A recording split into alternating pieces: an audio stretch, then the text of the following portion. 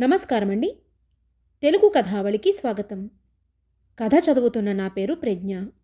ఈ వీడియో నచ్చినట్లయితే like, share చేయండి. నా ఛానల్ కొత్తగా చూస్తున్నట్లయితే సబ్స్క్రైబ్ చేయడం మర్చిపోవద్దు. మరిన్ని మంచి కథలు అప్లోడ్ చేసినప్పుడు నోటిఫికేషన్స్ రావడానికి బెల్ ఐకాన్ క్లిక్ చేయండి. ఇది జీవితం. డి. కామేశ్వరి గారి రచన. రుక్మిణి ఈ కాలం పిల్ల. 20 ఏళ్ళు మొన్ననే నిండాయి. బిఏ పాస్ అయింది. ఈ కాలం పిల్లల్లాగే ఆధునిక అలంకరణ మీద మోజు. చీర కట్టడం 19వ శతాబ్దపు అనాగరిక ఆడవారి లక్షణం అనుకుంటుంది. మాటకోసారి యా అంటుంది. బెల్ బాటమ్స్ తొడుక్కుని, గోగో గ్లాసులు పెట్టుకుని, జుత్తు పొట్టిగా కత్తిరించి రబ్బర్ బ్యాండ్తో కట్టుకుని, తెలుగు సినిమాలు బోర్, హిందీ ఇంగ్లీష్ మాత్రమే చూడాలనుకునే అందరి అమ్మాయిల మనస్తత్వమే రుక్మిణిదీను. ఆమెకు జీవితం అంటే ఈస్ట్మన్ కలర్ హిందీ చిత్రం అనే అభిప్రాయం ఉంది. తెలుగు సినిమాలు బోర్ అంటుంది. కానీ ఆమె తెలుగు పత్రికలు, నవల్స్ అంటే చెవి కోసుకుంటుంది. అందుకే రచయిత్రి మణుల సీరియల్స్ కంఠతా పట్టి కాచి వడబోసింది. ఆ నవలలు చదివి సినిమాలు చూసి చదివిన నవలల్లో చక్కని భావాలు, చూసిన సినిమాల్లో అందమైన సీనులు అన్నీ కలబోసి ఆలోచించి ఓ రంగుల దృశ్యకావ్యం తయారు చేసుకుంది మనసులో. తన జీవితం ఆ రకంగానే సాగుతుందని నిర్ధారించుకుంది రుక్మిణి. అన్నీ అనుకుంది. కానీ పాపం రుక్మిణికి జీవితం అంటే అందమైన హిందీ టెక్నికలర్ పిక్చర్ లాగానే ఉండదు. సత్యజిత్ రాయ్ సినిమాలలాగా కూడా కొందరి జీవితాలుంటాయని అనుకోలేదు పాపం రుక్మిణి. సత్యజిత్ రాయ్ సినిమాలు చూడలేదు. అసలు రుక్మిణికి మొదటి చిక్కు పేరుతోనే వచ్చిపడింది. ఆధునికత అంటే ఎంతో ఇష్టపడే రుక్మిణికి తన పేరు పాత చింతకాయ పచ్చడిలా కనిపించింది. ఈ తెలుగు వాళ్ళకి సీత, సుబ్బలక్ష్మి, రుక్మిణి, సూర్యకాంతం లాంటి పేర్లు తప్ప తట్టవు. తన కాలేజీలో అమ్మాయిల పేర్లు ఎంత నాజుగ్గా ఉంటాయి. సుచరిత, సుష్మిత, సీమ, సుప్రియ, తను వగైరాలంతా ఎంత అదృష్టవంతులో. ఆఖరికి పోని ముందో వెనకో కత్తిరించి నాజూగ్గా పొట్టి చేసుకునే వీలైనా కనబడకపోయేసరికి పేరు మార్చేసుకోవాలి అనే అభిప్రాయానికి వచ్చేసింది రుక్మిణి. అయ్యో, ఇదేం విడ్డూరమే! బుగ్గలు నొక్కుకుంది బామ్మ. ఆ మాట విని చాలే, పిచ్చి వేషాలు మాను కసిరింది తల్లి. బామ్మ బాధపడుతుంది తల్లి అని తండ్రి. కర్మకాలి బామ్మ పేరు తనకే పెట్టాలా? బామ్మ బతికుండగా తను పేరు మార్చుకోవడం ఉత్తమాట. పాపం బామ్మ మంచిదే. పేరింటి గత్తి అని తనకి తన 4 పేటల చంద్రహారం ఇచ్చింది. చక్కా అది చెరిపించి ఈనాటి ఫ్యాషన్కి తగ్గట్టు దవురుగళ్ళి నెక్లెస్, వెడల్పు గాజులు, చాటంత బంగారు దుద్దులు అన్నీ సెట్టుగా చేయించుకుంటానంది. నిక్షేపంలాంటి పెద్ద గొలుసు చెరిపించక అంటూ గోల పెట్టింది బామ్మ. అదృష్టవశాత్తు ఈలోగా ఏదో సినిమాలో హీరోయిన్ 4 పేటల చంద్రహారం గొలుసు 2 పేటలు కిందకి పొడుగ్గా పడేట్టు వేలాడదీసింది. అది చూసి మర్నాడు రుక్మిణి అలాగే వేసుకువెళ్ళింది. ఆ మర్నాటి నుంచి ఆడపిల్లలంతా అమ్మల్ని, బామ్మల్ని పీడించి బీరువాలో పడేసిన చంద్రహారాలు, పలకసర్లు తీసి వేసుకు వెళ్ళటం ఆరంభించారు. చంద్రహారం ఫ్యాషనే కూర్చుంది. అలాగే పోనీ పాత పేర్లు ఫ్యాషన్ అయితే బాగుండు అనుకుంది రుక్మిణి. పోనీ పేరుకి ఎలాగో సరిపెట్టుకుంది. ఆఖరికి ఇష్టం వచ్చిన డ్రెస్సులైనా వేసుకొనిస్తేనా ఇంట్లో ముచ్చటపడి బెల్ బాటమ్స్ కుట్టించుకుంటానంటే ఎవడితోనో లేచిపోతున్నంత గొడవ చేశారు పాపం. ఇదేం పోయే కాలమే, మొగాడిలాగా ప్యాంట్లు తొడుక్కుంటానంటావు, ఆడపిల్లవు, పెళ్ళిడికొచ్చిందానివి అంటూ బామ్మ నోరు నొక్కుకోవడం. ఇదిగో, ఇవన్నీ మనలాంటి వాళ్ళకు కాదు, ఊరికే 10 సార్లు విసిగించకు తల్లి కసుర్లు. ఆఖరికి ఏడ్చి పస్తులుండి సాధించి ఒకటి కుట్టించుకుంది రుక్మిణి. అది తొడుక్కున్నప్పుడల్లా ఇంట్లో వాళ్ల చూపులు విసుర్లు చూసేసరికి దానిమీద మోజు కాస్త చచ్చిపోయింది రుక్మిణికి. ఛీ! వీళ్ళంతా 10వ శతాబ్దంలో పుట్టాల్సిన వాళ్ళు. ఈ ఇంట్లో ఉన్నన్ని రోజులు తన కర్మ ఇంతే. ఇలాంటి చోట పుట్టడం దురదృష్టం. పెళ్ళి అయ్యి వెళ్ళాక చూపిస్తుంది తన అభిరుచి. పెళ్ళి అయ్యాక తన కలలు పండించుకోవాలని నిర్ణయించుకుంది. కానీ పెళ్లి విషయంలో కూడా రుక్మిణి ఆశలు అడి ఆశలు అయిపోయాయి పాపం. సినిమాలు చూసి, నవలలు చదివి, ఆ హీరోల్లాంటి హీరో, ఆజానుబాహుడు, అరవింద దళాయతాక్షుడు వగైరా వగైరాలున్న ఓ రూపు సిద్ధం చేసుకుంది రుక్మిణి మనసుకు. తీరా పెళ్లి చూపుల్లో సుబ్బారావును చూసి నీళ్లు గారిపోయింది రుక్మిణి. సుబ్బారావు, ఛ, పేరే బాగాలేదే. ఏ రాజశేఖరమో, విజయసారథో, నళినీమోహనుడో, ఎన్ని పేర్లు కావు. తన పేరు కంటే కూడా అసహ్యంగా ఉంది అనుకుంది రుక్మిణి. పేరు సరే, మనిషో? అతడు 6 అడుగులు కాదు, 5, 6 అంగుళాలు కూడా లేడు. మహా ఉంటే 5, 4 అంగుళాలు ఉంటాడు. సన్నగా, బక్కపలచగా, చామన ఛాయ రంగులో ఉన్నాడు. పోని రూపు సరే, కనీసం కథల్లోలాగా ప్రవర్తించాడా? చిలిపిగా చూశాడా? కొంటెగా నవ్వాడా? మీతో ప్రత్యేకంగా మాట్లాడాలి, అలా డ్రైవ్కి వెళ్దామా అని ఆహ్వానించాడా? ఏమీ లేదు. తనకంటే నెర్వస్గా కూర్చున్నాడు, మాటి మాటికి కళ్ళజోడు తీసి తుడుస్తూ. పెద్దవాళ్ల మాటలు వింటూ ముంగిలా కూర్చున్నాడు. ఛ అనుకుంది రుక్మిణి. నచ్చలేదు పొమ్మంది పెద్దవాళ్లు అడగ్గానే. అంతా తెల్లబోయారు. పిచ్చి పట్టలేదు కదా అన్నట్టు చూశారు రుక్మిణిని. అంతకంటే మంచి సంబంధం మరో జన్మ ఎత్తినా తేలేం అన్నారు. పిల్లాడు బుద్ధిమంతుడు, కాలేజీలో లెక్చరర్, బాదరబందీలు లేవు. ఇంతకంటే మంచి సంబంధం తపస్సు చేసినా దొరకదు. అంతకంటే తెచ్చే తాహతూ లేదు అంటూ నచ్చచెప్పి, బతిమాలి, బెదిరించి, తిట్టి అందరూ కలిసి ఒప్పించారు రుక్మిణిని. ఈ దేశంలో పుట్టిన ఆడపిల్లని ఇంతకంటే ఏం చెయ్యగలను అనే ఓ నవల్లో డైలాగు గుర్తు తెచ్చుకుని మూగగా రోదించి పెళ్లిపీటల మీద కూర్చుంది రుక్మిణి. సుబ్బారావు తనూహించిన హీరోకి రూపంలోనే కాక ఏ విషయంలోనూ సరితోగడని రుక్మిణికి చాలా కొద్ది రోజులలోనే అర్థమైపోయింది. సుబ్బారావు మంచివాడవుగాక, మంచితనం ఒక్కటి సరిపోతుందా? ఆడదాన్ని ఆకట్టుకునే శక్తి ఉండొద్దు మగాడికి? పెళ్ళామనగానే జీతం డబ్బులు తెచ్చిచ్చి ఏ వారానికో ఓసారి సినిమాకి తీసుకువెళ్ళి ఏ 6 నెలలకో ఓ చీర కొంటే సరిపోతుందా? పెళ్ళాం కోరేవి ఇంతేనా? రుక్మిణి ఆలోచనలివి. రుక్మిణికి అసంతృప్తి రోజురోజుకి పెరిగిపోతోంది. సుబ్బారావు ప్రతి చర్యలో తన హీరో నీడన్నా ఎక్కడన్నా కనిపిస్తుందేమోనని ఆరాటంగా వెతికేది. సుబ్బారావు అదేం గుర్తించేవాడు కాడు. గుర్తించాలని తెలియదు కూడా అతనికి. ఏదో వేళకింత తిని కాలేజీకి వెళ్ళి పాఠాలు చెప్పుకుని మిగతా సమయంలో డాక్టరేట్ తెచ్చుకోవడానికి థీసిస్ వ్రాస్తున్నాడేమో. ఎప్పుడూ ఆ లైబ్రరీలోనూ పుస్తకాలు వెతుక్కుంటూ ఆ పుస్తకాలు ఇంటికి తెచ్చుకుని తల దూర్చుకుంటాడు. అలాంటి సమయాల్లో రుక్మిణికి ఒళ్ళు మండుకొస్తుంటుంది. ఇదేం మనిషి, కొత్త పెళ్ళాంతో సరసాలాడాలని, సినిమాలో మాదిరి మల్లెపూలు తెచ్చి పెళ్ళాం జడలో తురమాలని, సాయంత్రాలు ఏ డాబా మీదో ఒళ్ళో తలపెట్టుకు పడుకుని కబుర్లు చెప్పాలని, వంటింట్లో పెళ్ళాం కొంగు పట్టుకు తిరగాలని, అన్నం తింటూ ఒకరి నోట్లో ఒకరు తినిపించుకోవడాలు వగైరా సరదాలుంటాయని ఈ పురుష పుంగవుడికి తెలియదా అని కోపంతో పాటు ఉక్రోషం వచ్చేది. పోనీ హీరోలా కాకపోయినా హీరో గుణాలన్నా ఉంటే సరిపెట్టుకునేది రుక్మిణి.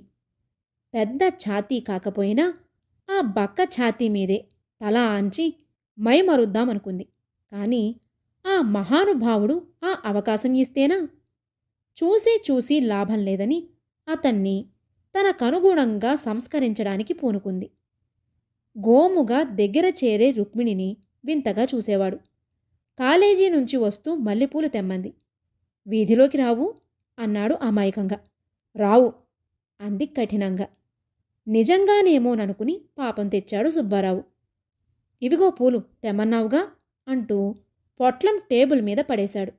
"ఉహుం, నేనే పెడతాను" అంటూ పువ్వుల దండ జడలో తురమడం తెలియని సుబ్బారావుని చూసేసరికి తెక్కరేగి పూలు విసిరేసింది రుక్మిణి. విసిరేసినట్టు గమనించని, తెచ్చిన పూలు పెట్టుకోలేదని గుర్తించని ఆ మొగుణ్ణి ఏం చెయ్యాలో అర్థం కాలేదు రుక్మిణికి. డాబా మీద కూర్చుందామా అంది ఓ రోజు రుక్మిణి. పేపర్ చూస్తూ తలెత్తి ఎందుకు అన్నాడు. అంతలోనే రుక్మిణి మొహం మార్చుకోవడం చూసి సరే పద అంటూ పేపరుతో సహా బయలుదేరి అక్కడ పెట్టగోడెక్కి పేపరు చదవడం పూర్తి చేసి తలెత్తేసరికి రుక్మిణి లేదు అక్కడ. పబ్లిక్ గార్డెన్ షికారుకెళ్ళి కనుచీకటి వేళలో జంటగా చెట్టా పట్టాలు వేసుకుని చిలిపిగా అల్లరిగా నవ్వని సుబ్బారావుని ఏం చెయ్యాలో అర్థం కాలేదు రుక్మిణికి.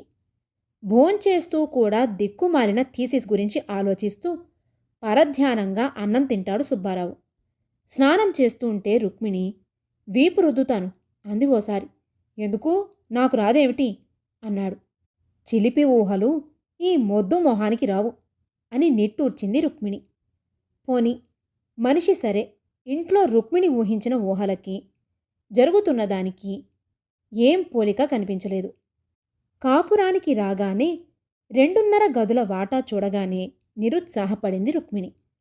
పెద్ద సినిమా సెట్టింగులా లేకపోయినా కనీసం ఇల్లన్నాక ఓ సోఫా సెట్టు, ఓ dressing table, dining table, fridge వగైరాలు లేకపోతే ఎలా? ముందు గదిలో 4 పేం కుర్చీలు, బల్ల మీద రేడియో, పడక గదిలో 2 నవారు మంచాలు, బట్టల స్టాండ్, మిగతాది వంటిల్లు, 2 పీటలు దర్శనమిచ్చాయి రుక్మిణికి. ఛ, ఈ మనుషులకి టేస్ట్ లేదు బొత్తిగా అనుకుంది. కాపురానికి వచ్చిన 4వ రోజే ఆ ఇల్లు బాగోలేదని, మరో ఇంటికి మారాలని, సోఫా సెట్టు వగైరాలన్నీ కొనాలని ఆర్డర్ జారీ చేసింది. సుబ్బారావు ఆశ్చర్యంగా డబ్బేది అన్నాడు. జీతం ఏం చేస్తున్నారు అంటూ దబాయించింది. కాలేజీ లెక్చరర్కు 2,000 జీతం ఇవ్వరు అని నవ్వాడు సుబ్బారావు. రుక్మిణికి ఉడుకుమోత్తనం వచ్చింది. చేత కాకపోతే సరి అంది ఉక్రోషంగా. ఈ నెల నుంచి జీతం నీకే ఇస్తాగా, సోఫాలే కొంటావో ఫ్రిడ్జ్లే కొంటావో నీ ఇష్టం అన్నాడు సుబ్బారావు నవ్వుతూ. పాపం సుబ్బారావు ఎప్పుడూ నవ్వుతూనే ఉంటాడు. అతి శాంతమూర్తి. రుక్మిణికి ఆ శాంతం, ఆ చిరునవ్వు అన్నీ చూస్తే చేతకాని వాడి లక్షణాలలాగా, మొద్ద అబ్బాయి అవతారంలాగా అనిపిస్తుంది. కానీ మంచితనం అనిపించదు. రుక్మిణి అన్నింటికీ ధుమధుమలాడుతూ చిర్రుబుర్రుమని ఎందుకుంటుందో సుబ్బారావుకి తెలియదు. కొన్నాళ్లు చూసి స్వభావం కాబోలు అనుకున్నాడు. ఆ తరువాత రుక్మిణి గొణుగుడు, కసుర్లు, విసుర్లు పట్టించుకోవడం మానేశాడు. థీసిస్ వంకతో ఇంటికి ఆలస్యంగా రావడం, ఇంట్లో ఉన్నంతసేపు పుస్తకాలు రిఫర్ చేసుకుంటూ కూర్చోవడం మొదలుపెట్టాడు. అతన్ని సంస్కరించి సినిమా హీరోని చేద్దామనుకుంటే అసలుకే మోసం వచ్చి సుబ్బారావు మరింత బుద్ధావతారం అయిపోయినందుకు రుక్మిణికి కోపం అవధులు దాటింది. ఆ కోపం పనిచేయకపోయేసరికి ఓ విరక్తి, నిర్లిప్తత ఆవరించింది రుక్మిణిని. ఈ బతుకింతే, కొందరి జీవితాలింతే, నాలాంటి దురదృష్టం ఏ ఆడదానికి వద్దు భగవాన్. ఏం పాపం చేశానని నా కలలు కల్లలు చేశాడు దేవుడు మొదలైన డైలాగులు రోజుకి అనేక సందర్భాలలో వల్లిస్తూ ఉండేది. భోంచేస్తూ పరధ్యానంగా నెత్తిన చేతులు పెట్టుకుని ఆలోచిస్తూ వేడి నిట్టూర్పులు కార్చేది. జుట్టు దువ్వుకోకుండా, మొహం కడుక్కోకుండా సాయంత్రం సుబ్బారావు వచ్చేసరికి జిడ్డు మొహం వేసుకుని నీరసంగా కనిపించేది. సుబ్బారావు అదేం అలా ఉన్నావు అంటే ఇంకెలా ఉంటాను అనేది విసుగ్గా. రుక్మిణి అడగడం లేదని సుబ్బారావే పాపం గుర్తుంచుకుని సినిమా టికెట్లు తెచ్చాడు ఓ రోజు. సినిమా కూడానా నా బతుక్కి అని మూలిగింది రుక్మిణి. షికారుకెడదామంటే షికారుకు వెళ్లే మొహాలేలేండి అని చెప్పేది. ఆఖరికి పడుకున్నప్పుడు కూడా ఏదో బాధపడిపోతున్నట్టు ఊరికే ఊహూ అంటూ ఆపసోపాలు పడుతూ వేడి నిట్టూర్పులు వదులుతూ సుబ్బారావును కసురుతూ విసుక్కుంటూ పక్క మీద దొర్లేది. ఏదీ మనసుకు ఎక్కని సుబ్బారావుకి కూడా రుక్మిణి ప్రవర్తన వింతగా కనబడటం మొదలుపెట్టింది. ఏమలా ఉన్నావు అన్నాడు ప్రేమగా ఓ రోజు దగ్గరకు తీసుకుని. ఎలా ఉన్నాను? అలా ఉండాలనేగా మీ కోరిక అంటూ కస్సుమంటూ వదిలించుకుని వెళ్ళిపోయింది. డాక్టర్ దగ్గరికి వెళదాం అన్నాడు మరో రోజు. ఒంట్లో బాగోలేదేమోనని. ఒంట్లో రోగానికి డాక్టర్ మందిస్తాడు, మనసులో రోగానికి మందుల్లేవు అంది. దాంతో చిర్రెత్తింది సుబ్బారావుకి. అసలు సంగతి చెప్పకుండా సాధిస్తున్న రుక్మిణి ప్రవర్తన అతి సౌమ్యుడైన సుబ్బారావు సహనాన్ని పరీక్షించింది. ఏమిటి నీ గోల? నాకు అర్థం కావడం లేదసలు. అర్థమైతే నా బతుకిలా ఎందుకుంటుంది అంది కసిగా రుక్మిణి. ఏ, నీ బతుక్కి ఏమైంది ఆశ్చర్యంగా అడిగాడు సుబ్బారావు. ఏమైందా? ఏమైందా? ఏం కాలేదని అడగండి. ఏడుపు ముంచుకొచ్చింది రుక్మిణికి. ఎలా చెప్పాలో అర్థం కాలేదు. సుబ్బారావు తెల్లబోయాడు. చాలాసేపు బ్రతిమిలాడి బుజ్జగించాడు.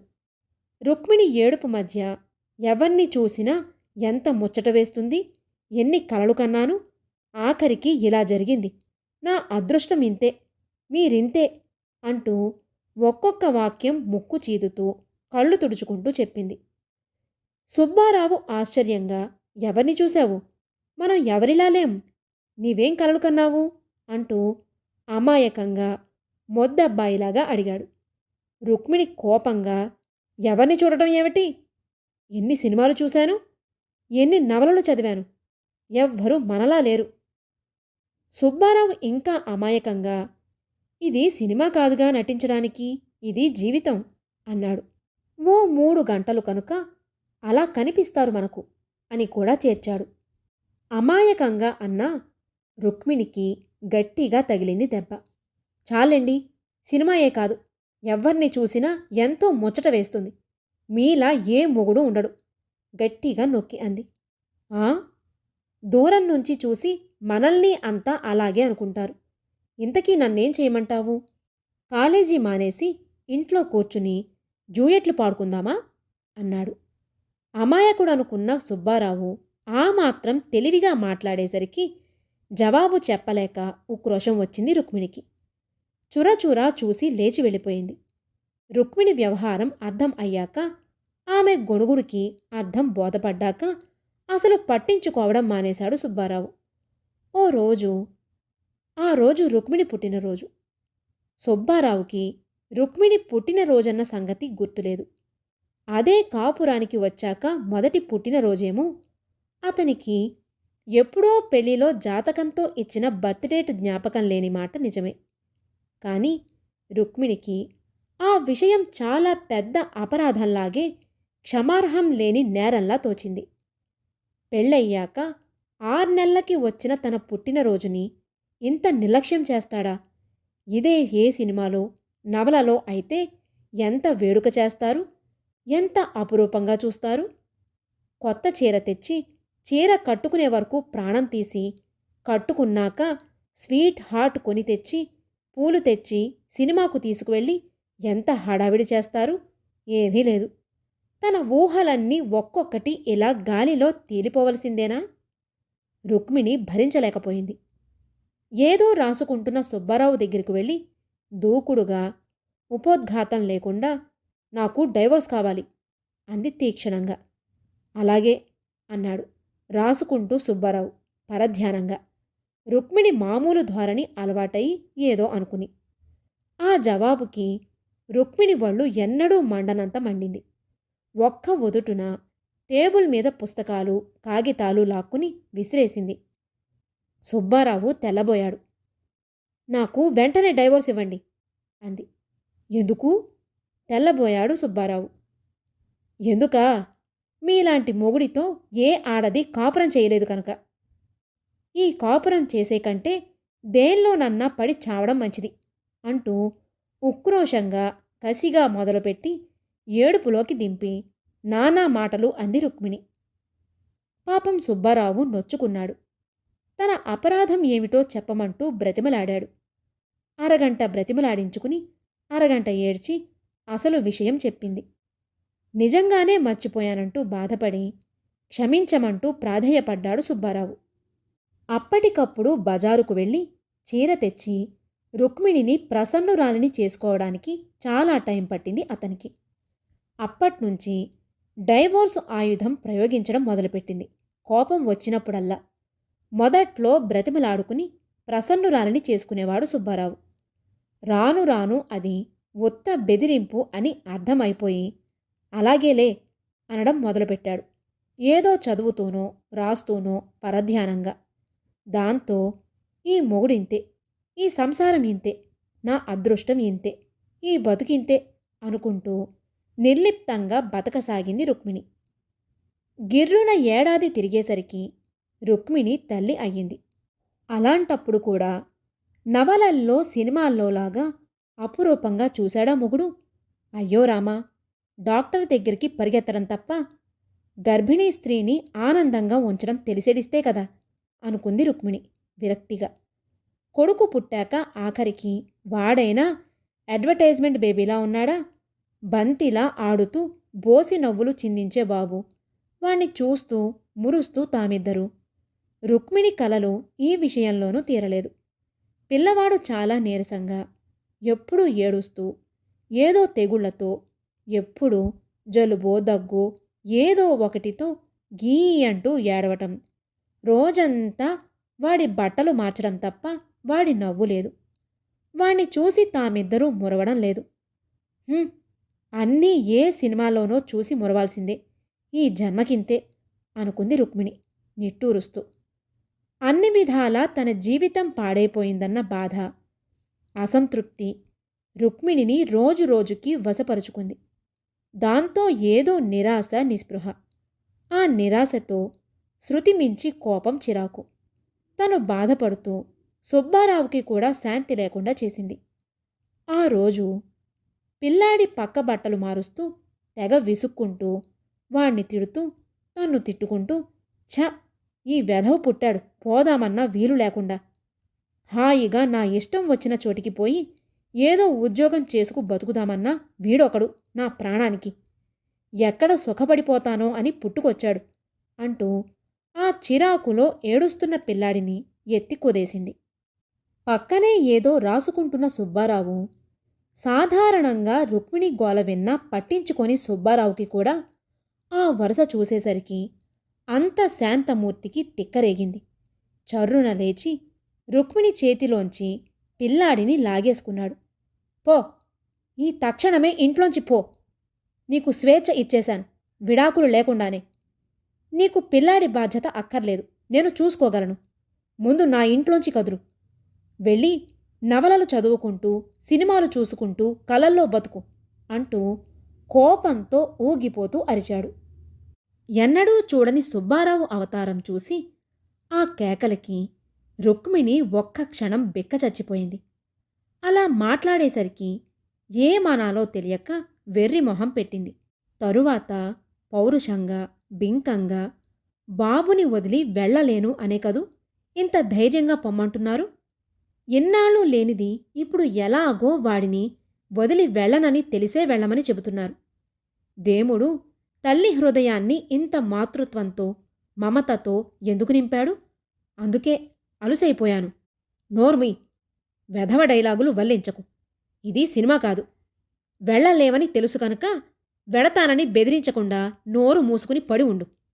అంతేకాని నీ సినిమా డైలాగులు ఈ రోజు నుంచి వినిపిస్తే తేట వదిలిస్తా. ఆ సినిమాలు చూడటానికి, నవలలు కొనడానికి కూడా డబ్బుండాలని తెలుసుకుని ఏడు. ఆ డబ్బు నేను సంపాదించాలని, ఇంట్లో నీ కొంగు పట్టుకు డ్యూయెట్లు పాడితే ఎవ్వడు డబ్బులివ్వడు అన్న ఇంగిత జ్ఞానం నేర్చుకో. వెధవ చెత్త అంతా చదివి అతి తెలివికి పోయి నీవేడుస్తూ నన్నేడిపిస్తున్నావు. జీవితమంటే ప్రేమ కబుర్లు డ్యూయెట్లే కాక ఏడుపులు రోగాలు వగైరా అని కూడా తెలుసుకో. నోరు మూసుకుని ఉన్నదాంతో సంతృప్తి పడటం నేర్చుకుంటే సుఖపడతావు. లేకపోతే ఇలాగే ఏడుస్తావు. జాగ్రత్త. మళ్ళీ పిచ్చివాగుడు వాగావంటే నా తడాఖా చూపిస్తాను. పూనకం వచ్చినవాడిలా ఆవేశంగా దులిపేసి విసవిస వెళ్ళిపోయాడు బయటికి. ఒక్క క్షణం అది కలో నిజమో అర్థం కాలేదు రుక్మిణికి. నిజమే అని అర్థమయ్యాక పిల్లాడిని గుండెలకి హత్తుకుని, మా బతుకు ఇంతేరా నాయనా అంటూ భోరుమని ఏడ్చింది. సుబ్బారావు మాటలు అర్థమయ్యాయో లేదో కాని ఆ రోజు నుంచి సుబ్బారావు ఎదుటపడి ఏమీ అనడం మానేసింది రుక్మిణి. కథ సమాప్తం.